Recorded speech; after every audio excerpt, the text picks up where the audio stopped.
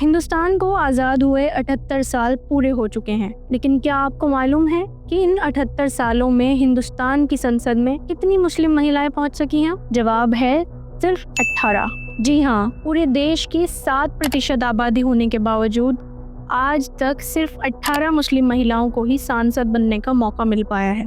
रशीद किदवई और अंबर कुमार घोष की किताब missing from the house, Muslim women in the Lok Sabha Hindustan में मुस्लिम महिलाओं के राजनीतिक प्रतिनिधित्व को लेकर कई अहम सवाल उठाती है। एक और हैरत की बात देखिए, इन 18 मुस्लिम महिलाओं में से भी 13 सांसद रसूखदार राजनीतिक परिवारों से थी। तो बाकी आम मुस्लिम महिलाओं को अब तक मौका क्यों नहीं मिला? क्या हमारा लोकतंत्र वाकई सबका है? सच्चाई ये है कि आज भी संसदीय राजनीति में मुस्लिम महिलाओं को जगह देना एक लोकतांत्रिक खतरा माना जाता है। जिस समाज ने रजिया सुल्तान और बेगम हजरत महल जैसी मिसालें दी, वहाँ संसद में एक आम मुस्लिम लड़की की आवाज अब तक गुम क्यों है?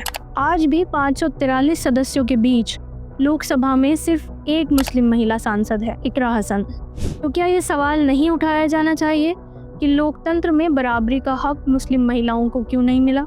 मुस्लिम महिलाओं का दर्द, उनकी उम्मीदें और सपने क्या भारत के लोकतंत्र में मायने नहीं रखते? किदवई और घोष की इस किताब की प्रस्तावना में कांग्रेस सांसद शशि थरूर का लेख भी है।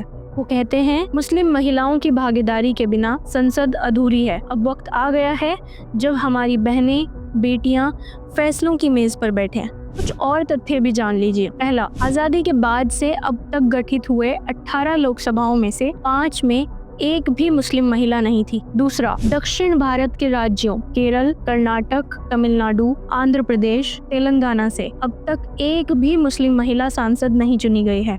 ये भी दिलचस्प है कि ये बात आज एक तथ्य बन चुकी है कि संसद में महिलाओं की भागीदारी लगातार कम रही है। और जब सवाल मुस्लिम महिलाओं का आता है तो स्थिति और भी चिंताजनक हो जाती है। इसलिए सवाल अहम है और इस पर सोचा जाना चाहिए।